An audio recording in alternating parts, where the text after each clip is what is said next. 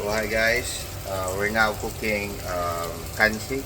It's a local dish from Bacolod.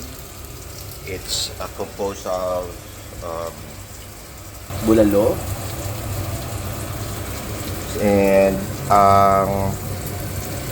ingredients natin is luya and onions, kamatis, tomato, and lemongrass, tanglad. So right now, we're done with searing our beef. So ngayon, after searing, ginigisa na natin yung luya.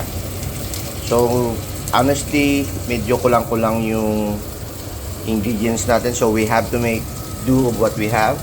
So that's it. Wala tayong langka. So yun lang. So after searing, we'll be putting back in our beef. Bulalo. Balik lang.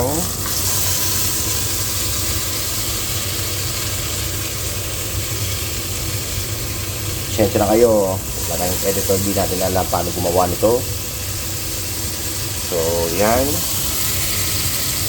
Then, we're now waiting for our boiling water. Tapos lalagay natin dito, papakuluan natin ang beef bulalo.